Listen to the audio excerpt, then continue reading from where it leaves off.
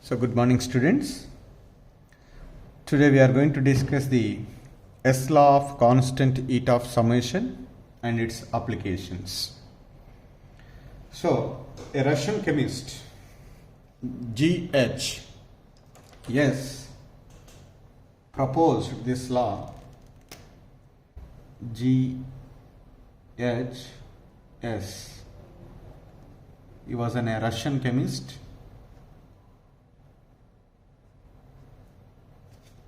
So he proposed an important generalization regarding enthalpies of reaction.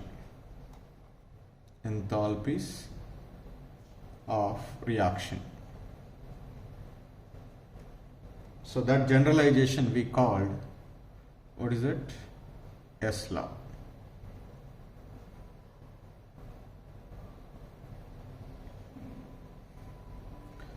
So now it states that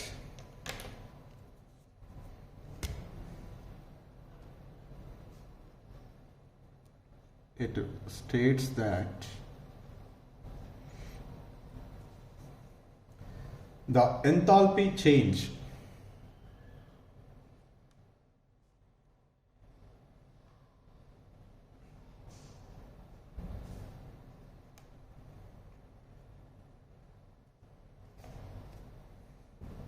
that is heat evolved or absorbed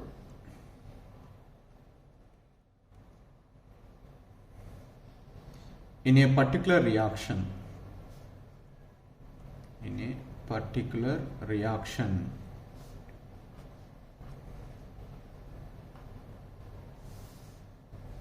is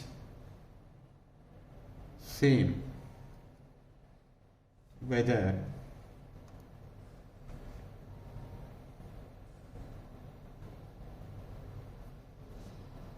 the reaction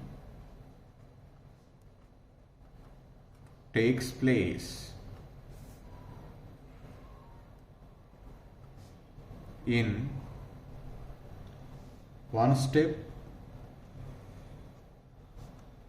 or in a number of steps.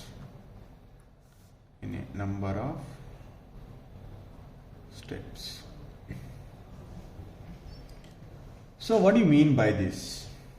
For example, a reaction A is converted into B. So this is the reaction takes place in two paths. In one path, A is directly converted into B. In another path, first A is converted into C, then it is converted into B.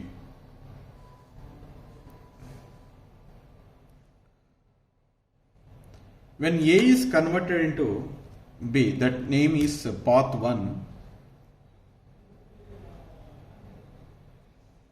and this is path 2.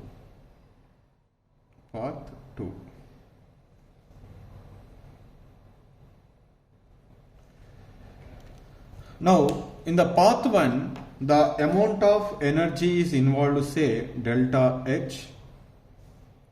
In path 2, in first step, the amount of energy is involved delta H1. In the second step, delta H2. According to S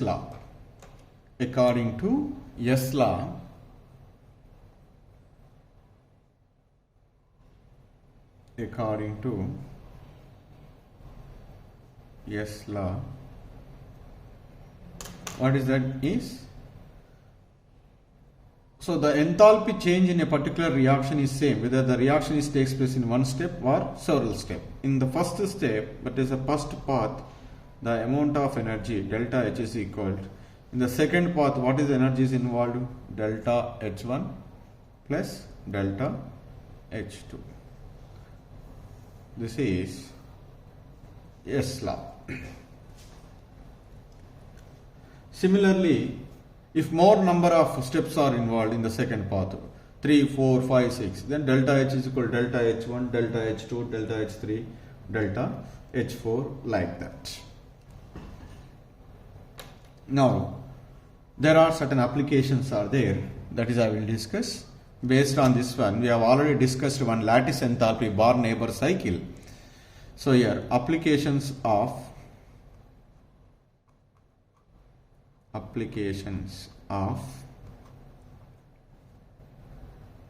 S law.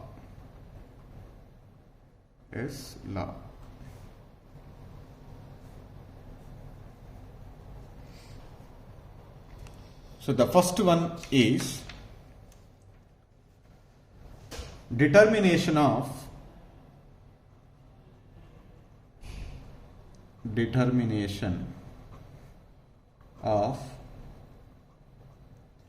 enthalpy of transition.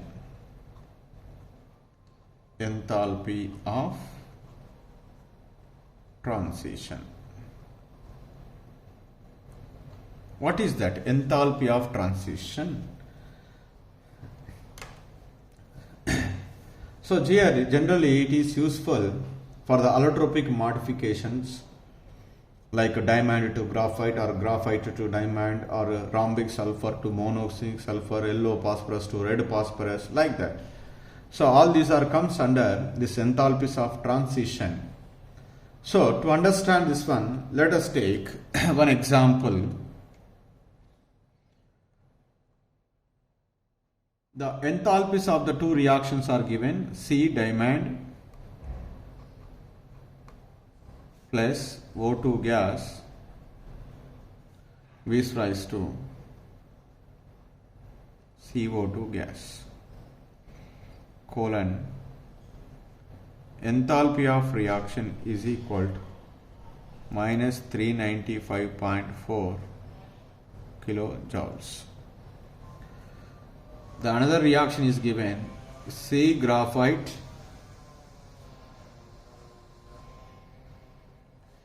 plus O2 gas gives rise to CO2 gas, colon, enthalpy of this reaction is given minus 393.5 kilojoules. The question is, for the conversion of diamond, C diamond to C graphite, for this transition, what is the enthalpy change? That is, you can ask. Under it was given all are in standard conditions. Right. How to solve this problem based on this S law? Simply, from the given equation we need to find out this one. So in find out equation, C diamond is which side is there? Left side. In the given reaction is also left side. How many moles is there? 1 mole. Here also 1 mole. So that the first equation should be right as it is. I write as C diamond plus O2 gas gives rise to CO2 gas. So let us consider that is as delta H1 is equal to minus 395.4 kilojoules. Next, what is there? C graphite. C graphite, which side is there? Okay, so right hand side is there. In our required equation, it is right hand side, but in that given equation, left hand side is there. So that we need to write this second equation in reverse manner. When we write the reverse manner, what is that? We get CO2 gas V is raised to C graphite plus O2 gas. When we write the equation in reverse manner, so the enthalpy change, the magnitude will be remained same, but only the sign is different. What is that? It is plus 393.5 kilojoules. Then add these two equations. What are the cancellations? The cancellations are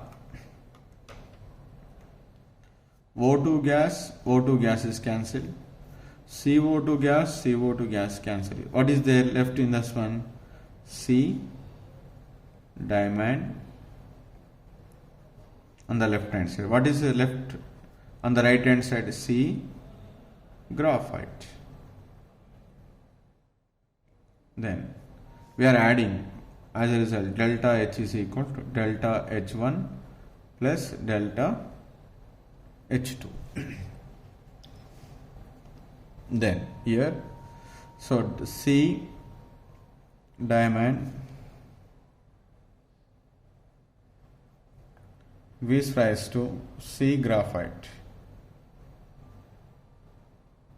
colon delta H is equal, delta RH of this reaction is equal. What is delta H1? Minus 395.4 plus 393.5 kilojoules. Then is equal, we get minus 1.9 kilojoules. So for the C diamond to C graphite, how much? Minus 1.9 kilojoules. Like that, we can calculate enthalpy of transition. The second application, it is most important. The most of the questions, if they can ask in exams, that is based on the application of ESLA, the second one. This application, based on this one, they may chance to ask more number of questions. Here, determination of enthalpy of formation of substance which cannot be measured experimentally, that is we can measure now with the help of ESLA. There are so many compounds like methane, carbon monoxide, benzene,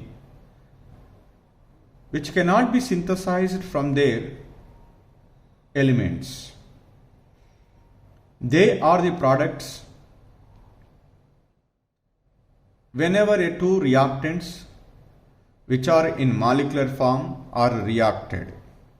But these compounds never be synthesized from their respective elements. That means, for example, methane is there. Methane is never synthesized from the reactants carbon plus hydrogen. It never be synthesized like that. But however, if carbon and hydrogen are reacting together to form a methane molecule, how much amount of energy exchanges? That is, we can also determine theoretically with the help of this law. Whichever it is practically not possible, that is now we can determine theoretically here, especially in the case of enthalpy of formation of certain substances.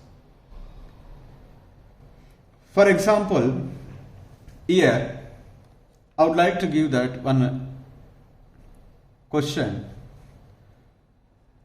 So the given data is like this. What is that? Is carbon solid plus O2 gas is raised to carbon dioxide gas. The enthalpy of this reaction is minus 393.5 kilojoules. This is the one given. It was also given the carbon monoxide gas is react with half mole of gas to form carbon dioxide gas. The enthalpy of this reaction is minus 283.0 kilojoules. The question is, calculate the enthalpy of formation of carbon monoxide. Calculate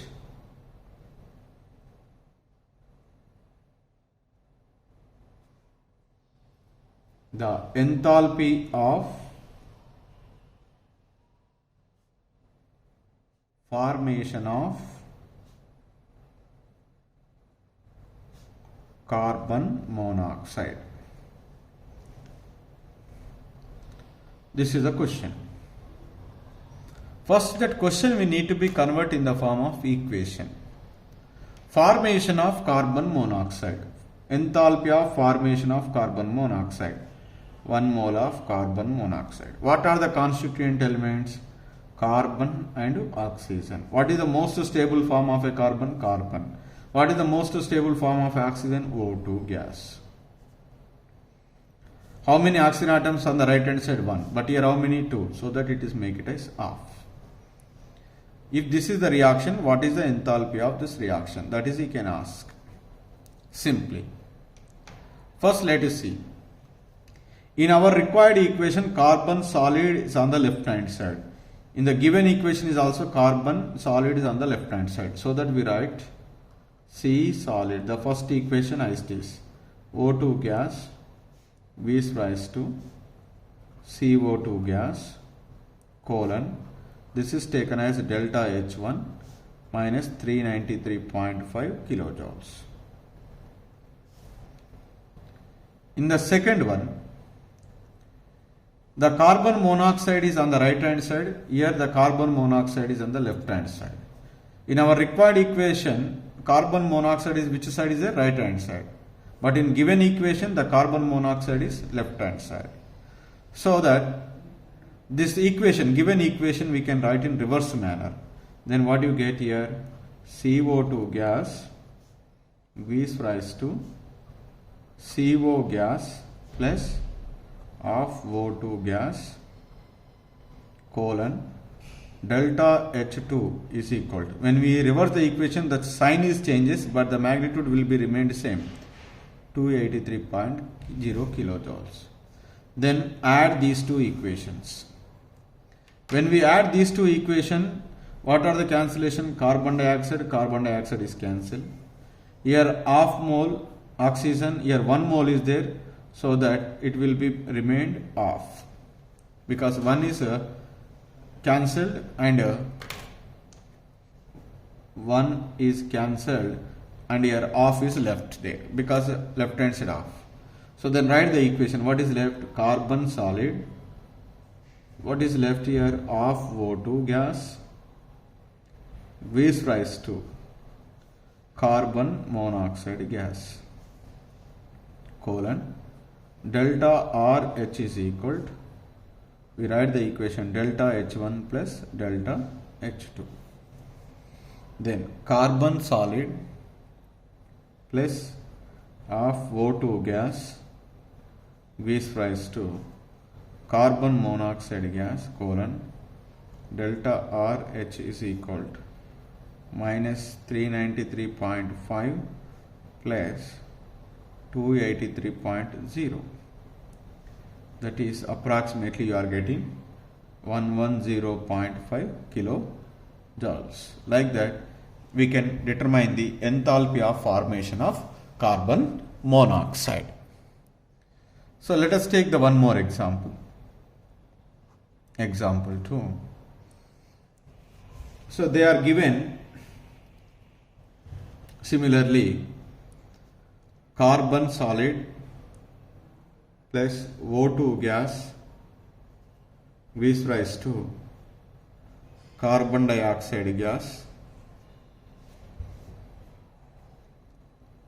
delta RH is equal to minus 393.5 kilojoules. The another equation is given H2 gas plus of O2 gas V is raised to H2O liquid colon enthalpy of reaction is equal to minus 285.8 kilojoules. The third equation is also given the data C2H6 gas plus 7/2 O2 gas V is raised to 2 CO2 gas colon So 2 CO2 gas plus 3 H2O liquid. Here delta RH is equal to minus 1560.0 kilojoules. These are the three reactions here. The question is calculate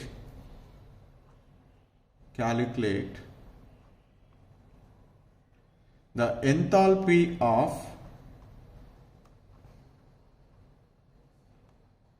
formation of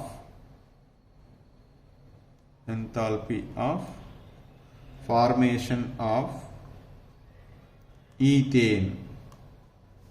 So that is C2H6, because you don't know the formula of ethane from the above data.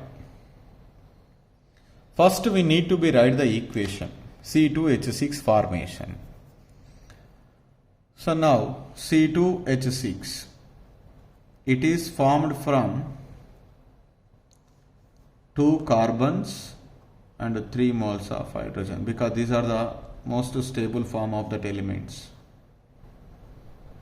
Then what is the enthalpy of this reaction? That is we need to be calculate. Right. Now here which are left side, which are right side, that is you have to be check. Carbon is left side, in the equation is also left side. C2H6 is right side we required, but that is left side, so that is we may need to reverse. And hydrogen is left side in the given equation. Required equation is also hydrogen is left side. Okay, no problem. Then we need to see the stoichiometric coefficients. Carbon, even though it is left hand side, in our required equation we need 2 moles, but in your given equation only 1 mole is there, so that this equation, first equation, is multiplied with 2. Hydrogen both are left hand side, okay, but here 3 moles of hydrogen is needed, but here only 1 mole. That's why the second equation is multiplied with 3. In the third one, C2H6 is right side, but here left side. The third equation is we have to be changed only to the right side. So that's why here multiply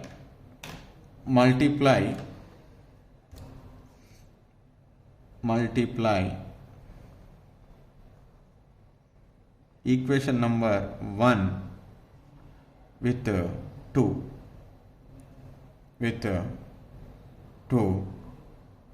we get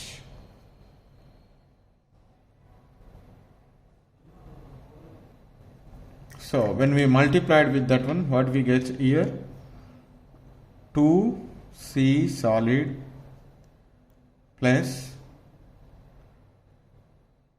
O2, 2O2 gas gives rise to 2CO2 gas colon, say this is delta H1 is equal to minus 2 into 393.5, that is we get 787.0 kilojoules. Say this is equation number A. Let us say it is A. Then second equation we need to be multiplied with which one? 3. Multiply equation number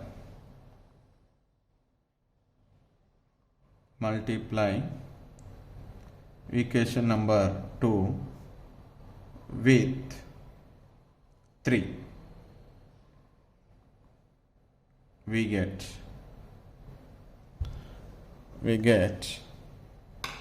what we are getting, 3 moles of hydrogen gas plus 3/2 O2 gas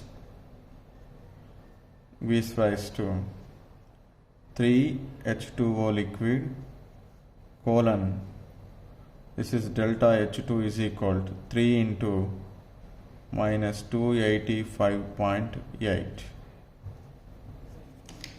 When we multiplied with 3, we are approximately get 857.4 kilojoules.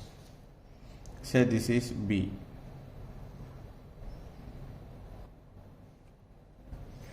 So now here the third equation is, while writing reverse in manner, we get like this.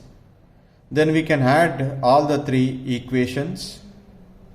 When we added the three equations, the cancellations on the left hand and right hand side, carbon dioxide, water, 3 by 2 plus 2, totally 7 by 2. Here also 7 by 2 is cancelled. What is left?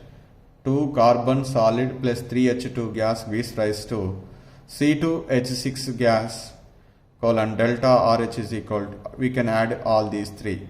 By adding these three, we are getting minus 84.4 kilojoules. We are also getting the required equation.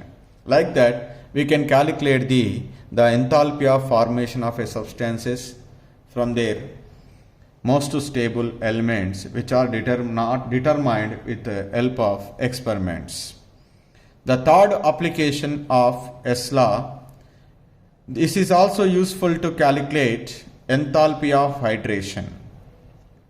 So, for example, enthalpy of solution of a copper sulfate is given, that is minus 66.5 kilojoules.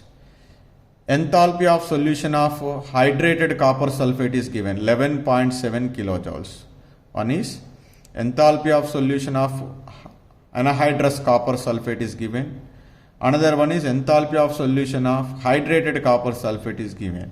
What is this question? How much amount of heat energy is exchanged while converting copper sulfate into copper sulfate 5H2O? First, we need to be the given data right in a diagrammatical matter. So the enthalpy of solution of copper sulfate, that means copper sulfate, whenever it is dissolved in excess amount of a water, whatever the energy is liberated, that is called enthalpy of solution of copper sulfate. So here copper sulfate aqueous, that is minus 66.5 kilojoules. The another way is there to convert copper sulfate into copper sulfate aqueous. That copper sulfate is first converted into copper sulfate 5H2O.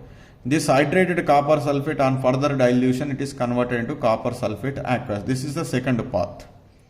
In the second path, he was given the value about copper sulfate 5H2O is converted into copper sulfate aqueous. But he was not given this is. So you can ask out what is the amount of energies exchanged during the conversion of copper sulfate into copper sulfate 5H2O. Then here I write according to Hess law. So the delta H1 is equal to delta H2 plus H3. By substituting the delta H1 and delta H3 values, then we get the delta H2 value, that is minus 78.2 kilojoules. So this is about the Hess law and its applications. In that, the second application is foremost important for your examination point of view also.